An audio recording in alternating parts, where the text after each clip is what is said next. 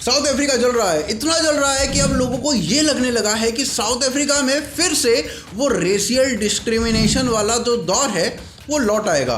भारतीयों के अगेंस्ट एक बहुत बड़ा अभियान चलाया गया साउथ अफ्रीका के अंदर और मैंने उस पर एक वीडियो भी किया था, उसका लिंक डिस्क्रिप्शन में दिया गया है।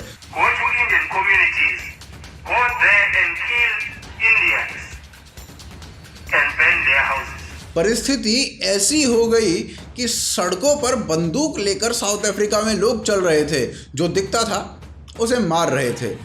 कुछ अपने बचाव में ऐसा कर रहे थे और कुछ अपने क्रोध में।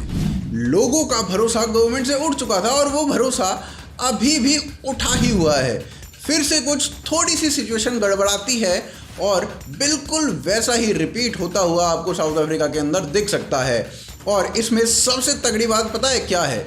इतनी मौतें होने पर भी, इतनी बड़ी हिंसा होने पर भी और इस बात की आशंका तक के बाद भी कि साउथ अफ्रीका में एपेटाइट यानी रंग भेद की फिर से वापसी हो सकती है, किसी ने इतने बड़े मेहम के बारे में कुछ नहीं बोला। कमाल की बात यह है कि ट्रेवर नोहा जो खुद साउथ अफ्रीका से आते हैं, उन्होंने भी इसके बारे में कुछ नहीं बोला। ट्रेवर नोहा एक यूट्यूबर हैं, if you do not know now you know नाम का एक शो चलाते हैं और इससे भी तगड़ी बात यह है कि एक south African YouTuber south Africa के वायलेंस के बारे में कुछ नहीं बोल रहा है और वो यूट्यूबर भारत में हो रहे किसान आंदोलन के बारे में बेहद चिंतित था। इंटरेस्ट बना मुद्दे में थोड़ा। रिहाना, ग्रेटा थनबर्ग सब मिसिंग थे। तो चलिए इसी मुद्दे के ऊपर बात करते हैं। आप हमारे साथ बने रहिए, देखते रहिए आज की ताज़ा खबर।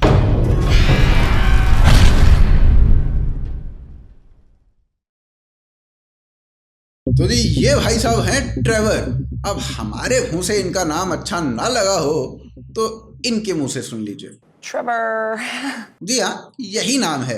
अब ये भाई साहब रहते हैं यूएस ऑफ ए में, लेकिन इनके रूट्स जो हैं वो साउथ अफ्रीका से हैं। करीब 10 मिलियन सब्सक्राइबर्स हैं यूट्यूब पर। भारत में किसान आंदोलन होता है तो ये साहब एक वीडियो डालते हैं 10 फरवरी को। वीडियो में दिखाया जाता है कि भारत का किसान किस तरीके से एक जंग लड़ रहा है भारत की सरकार के साथ। So, why exactly are India's farmers protesting? Well, let's step back and find out in another installment of If You Don't Know, Now You Know. कानून कितने खतरनाक हैं कि इतने सारे किसान भारत की सड़कों पर आ गए और भाई उसमें 26 जनवरी को जो हुआ उसे भी सपोर्ट कर देता है। देखिए, has repeated an offer to delay them for 18 months. Hot damn, that tractor was moving. It's like someone made a Grand Theft Auto mission in Animal Crossing. But look, clearly the government has decided that they've had enough of this protest because this is a major crackdown. And maybe they think postponing the law will satisfy the farmer. But think about it. In 18 months, people will be in the same position that they are in now. And the protests will happen all over again. I mean, you're basically just giving people 18 months to get angrier and soup up their tractors even more. But you see... अब हमें लगता है कि ये भाई साहब जो हैं हर मुद्दे पर बोलते होंगे और स्पेशली साउथ अफ्रीका के मुद्दे पर तो बोलेंगे ही, आखिर खुद साउथ अफ्रीका से जो हैं।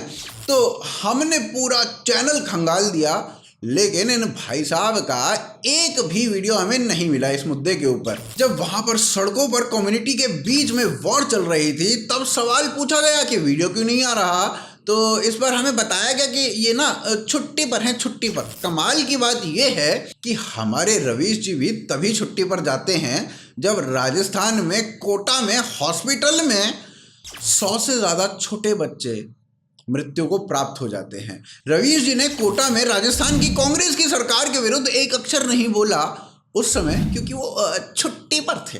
कोटा का मुद्दा 1 महीना चला और फिर सीए के मुद्दे ने उसे टेक ओवर कर लिया। रवीश जी 4 दिन की छुट्टी पर गए थे पर 1 महीने तक बोल नहीं पाए क्योंकि वो छुट्टी पर थे। और जैसे ही सीए आया, रवीश जी को अपनी खोई हुई जीवा वापस मिल गई। साउथ अफ्रीका के जो हालात हैं वो आप यहाँ से सुनिए।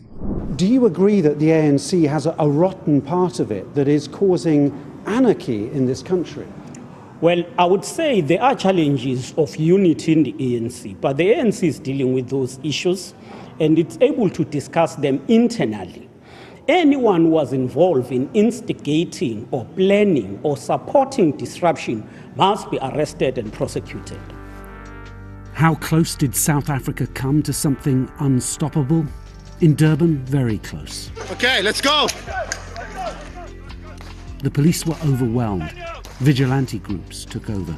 In a city with a history of racial tensions, some communities turned on each other. Perhaps that was also part of the plan. In the suburb of Phoenix, Marvin Govender watched neighbours grabbing guns and blocking roads. The type of military insurgency that was actually induced on the residents. You had people that were heavily armed that were attacking the communities. These weren't your normal criminals. These were highly trained guys that were trying to penetrate the barriers that the community set up and the areas to try and ensure that they get into these supermarkets. वैसे तो भाई मैं BBC की कोई clip ना दिखाता, लेकिन ये जो ट्रेवर भाई साहब है ना, इन्होंने भी बीबीसी को आधार मान के अपनी वीडियो बनाई थी, तो मैंने भी बीबीसी ही की वीडियो आपको दिखा दी। अब ट्रेवर को छुट्टी से आए हुए भी काफी समय हो गया, उन्होंने अपनी अगली वीडियो भी डालनी शुरू कर दी, लेकिन अभी तक एक अक्षर साउथ अफ्रीका के वायलेंस के लिए इनके मुखमंडल से नहीं निकला है।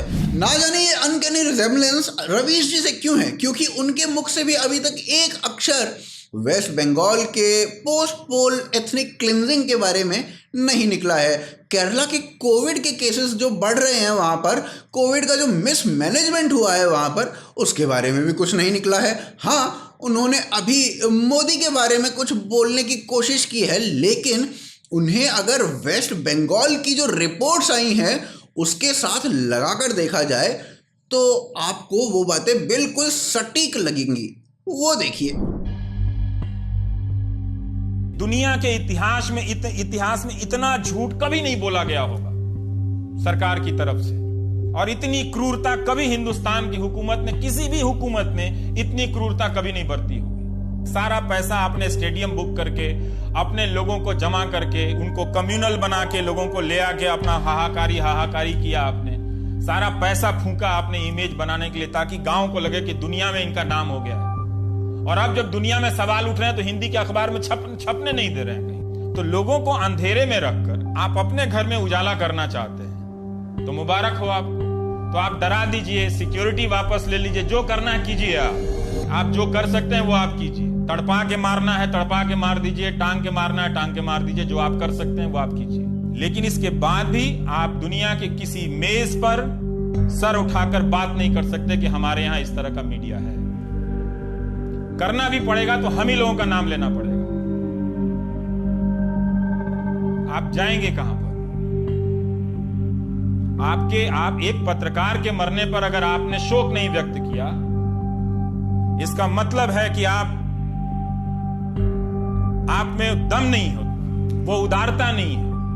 इतना वक्त लग गया आपको, और आप इंसानियत मानवता की बात करते हैं। भाषण तो कोई भी लिख देगा। अब ग्लोबल कम्युनिटी से, चाहे वो रिहाना हो, ग्रेटा थनबर्ग हो या फिर मिया खलीफा हो, कोई भी साउथ अफ्रीका के इस वायलेंस के ऊपर कुछ नहीं बोला। पैसा अरे नहीं टूल किट नहीं आई होगी शायद, या फिर इन्हें न्यूज़ ही नहीं मिली होगी। भाई ग्रेटा या रिहाना या ट्रेवर, सभी ने ब्लैक लाइव्स मैटर के ऊपर आवाज़ उठाई थी, भारत के किसान आंदोलन पर भी आवाज़ उठाई थी। तो भाई जो साउथ अफ्रीका में हुआ उसका जो सीधा कनेक्शन है वो ब्लैक्स और इंडियंस के साथ है, तो आवाज़ उठाना बनता था। नहीं, फिर भी आप कहते हो कि उस सपोर्ट को खालिस्तान से ना जोड़ा जाए। भाई खालिस्तानी पन्नू ने 26 जनवरी की तरह ही 15 अगस्त पे फिर से मिलियंस ऑफ डॉलर्स की डील दी है और कहा है कि मोदी को रोका जाए झंडा फहराने से। पहले कहा गया था कि खालिस्तानी झंडा लगाया जाए लाल किले पर, अब कहा गया है कि मोदी को रोका जाए। वैसे मज़ेदार बात यह है कि अमृतसर में पन्नू की पुश्तैनी ज़मीन है, उसी पर भारत के सिखों ने भारत का झंडा लहरा दिया है। वैसे इन लोगों की जानकारी के लिए मैं बता दूं कि भारतीय किसान यूनियन कि भानु प्रताप सिंह ने सीधे तौर पर राकेश टिकैत को भ्रष्ट बोल दिया है और इन लॉज का समर्थन किया है।